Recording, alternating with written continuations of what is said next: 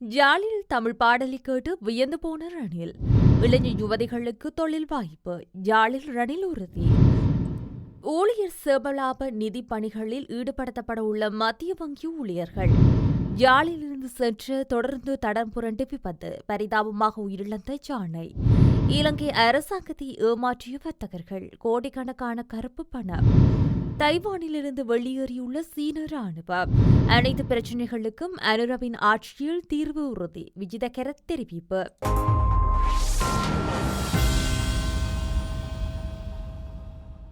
யாழில் இடம்பெற்ற நிகழ்வொன்றில் கலந்து கொண்டிருந்த ஜனாதிபதி ரணில் இளைஞர் ஒருவர் பாடிய தமிழ் பாடலை பாராட்டியுள்ளார். தேசிய இளைஞர் சேவைகள் மன்றத்தின் ஏற்பாட்டில் யாழ்ப்பாணம் துரையப்பா விளையாட்டரங்கத்தில் நேற்று முன்தினம் யாழ் மாவட்ட மாநாடு இடம்பெற்றது.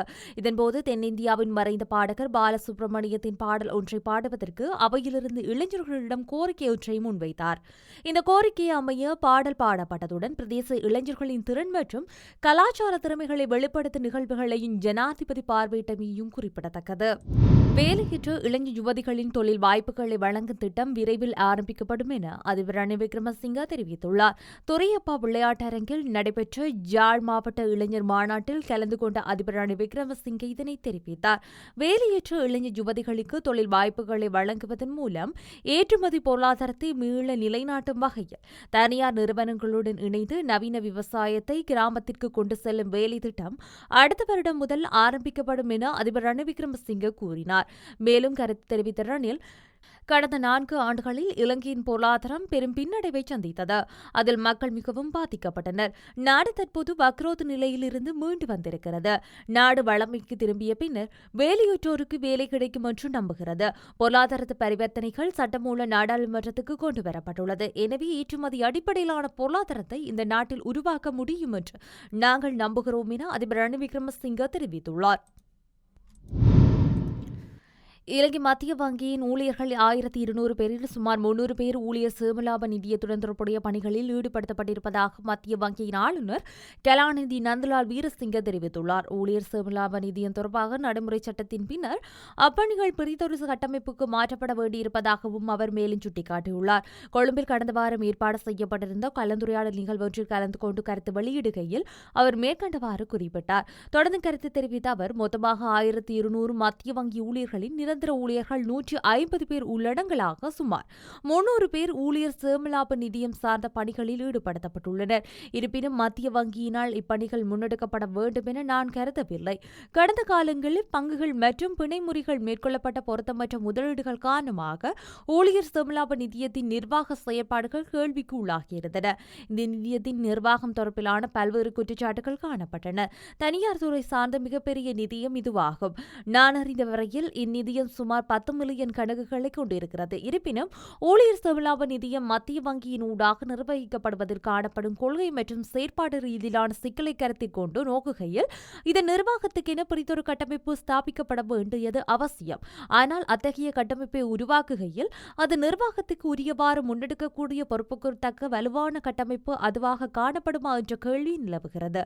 எனவே ஊழியர் சேமலாப நிதியத்தின் மாத்திரமின்றி இதைப்போன்று முறையான நிர்வகிக்கப்படாத ஏனைய நிதியங்களின் நிர்வகிப்பது அரசாங்கம் பிரத்யேக கட்டமைப்பொன்றை நிறுவ வேண்டும் எனவும் மத்திய வங்கியின் ஆளுநர் தெரிவித்திருக்கின்றார். வவுனியா கனகராயன்குளம் காட்டுப்பகுதியில் தொடருந்து ஒன்று யானையில் மோதி தடம் புரண்டுள்ளது. குறித்த சம்பவம் நேற்று இடம்பெற்றுள்ளதாக தெரிவிக்கப்படுகின்றது.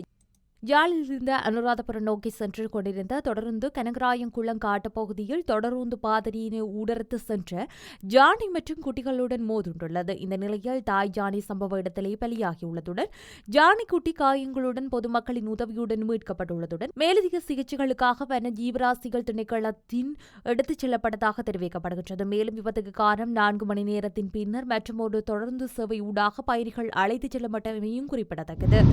இலங்கையின் கோடிக்கணக்கான ரூபாய் வரி மோசடி செய்யப்பட்டுள்ளதாக இலங்கை மத்திய வங்கி தெரிவித்துள்ளது. 2023 ஆண்டு ஜனவரி மாதம் 1ஆம் தேதி முதல் டிசம்பர் மாதம் 31ஆம் தேதி வரை பல்வேறு நிறுவனங்கள் மற்றும் தனிநபர்கள் செலுத்த வேண்டிய மொத்த வரி தொகை பல கோடி ரூபாய் என மதிப்பிடப்பட்டுள்ளது. 1 கோடி ரூபாய்க்கு மேல் பணம் செலுத்த தவறியவர்களின் எண்ணிக்கை 4479 என மத்திய வங்கி வெளியிட்டுள்ள அறிக்கையில் தெரிவிக்கப்பட்டுள்ளது. 1 கோடி முதல் 1.5 கோடி வரை வரி செலுத்தாதவர்கள் 3108 உள்ளனர்.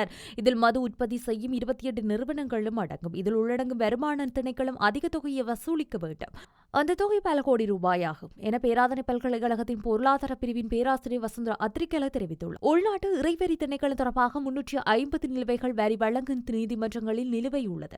அரசாங்க அமைச்சுகள் மற்றும் திணைக்களங்களில் இருந்தும் 2934 முறையீடுகள் மற்றும் வரி ஆணைக்குழுவிடமிருந்து 1505 முறையீடுகள் நிலுவையில் உள்ளதாக பேராசிரியர் சுட்டிக்காட்டியுள்ளார். தைவானை சுற்றி சீனா ராணுவம் ஆரம்பித்திருந்த போர் பயிற்சியானது தற்போது நிறைவடைந்துள்ளது.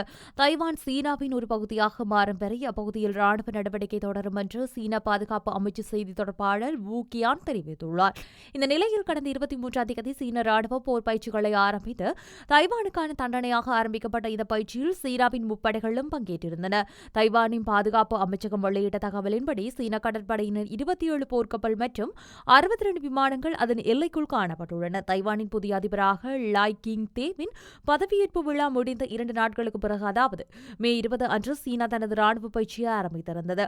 மே 23, 24 அன்று நடைபெற்ற சீனாவின் ராணுவ ஒத்திகையில் முன்னதாக கடந்த ஆண்டு தைவான் அருகே சீனா இதுபோன்ற ராணுவ பயிற்சியை நடத்தியிருந்தமையும் குறிப்பிடத்தக்கது. அனைத்து பிரச்சினைகளுக்கும் அனுரகுமார திசாயங்கா தலைமையிலான தேசிய மக்கள் சக்தி ஆட்சியில் தீர்வு கிடைக்கும் என்று அக்கட்சி நாடாளுமன்ற உறுப்பினர் விஜித ஹெரத் தெரிவித்துள்ளார். அதேவேளை தேசிய மக்கள் சக்தியின் ஆட்சியில் அமைச்சரவை எண்ணிக்கை 25 வரையறுக்கப்படும் எனவும் அமைச்சருக்கு ஆலோசனை வழங்க சபையொன்று ஸ்தாபிக்கப்படும் எனவும் அவர் குறிப்பிட்டிருந்தார். மேற்குறித்த விடயம் தொடர்பில் ஊடகங்களுக்கு கருத்து தெரிவிக்கும் போதே அவர் இவ்வாறு தெரிவித்துள்ளார். இது தொடர்பில் அவர் மேலும் கூறியதாவது, தேசிய மக்கள் சக்தியின் அதிபர் வேட்பாளரை மாத்திரமே தற்போது தெரிவு செய்துள்ளோம். தேசிய மக்கள் சக்தியின் ஆட்சியில் பிரதமர் யார், வெளிவிவகார அமைச்சர் யார், அமைச்சரவைக்கு நியமிக்கப்பட்ட நபர்கள் தொடர்பில் இன்னமும் தீர்மானம் இல்லை. எனினும் அமைச்சரவையின் எண்ணிக்கை 25ஆகவும் ராஜாங்க அமைச்சர்களின் எண்ணிக்கை 25ஆகவும் காணப்படும். அமைச்சருக்கு ஆலோசனை வழங்க சபையொன்று நிறுவப்படும். அதில் துறைசார் நிபுணர்கள் இருப்பார்கள். அவர்களுக்கு சம்பளம், சலுகைகள் வழங்கப்பட மாட்டாது. அவர்கள் தன்னார்வ அடிப்படையில் சேவையாற்றுவர்கள் என்றார்.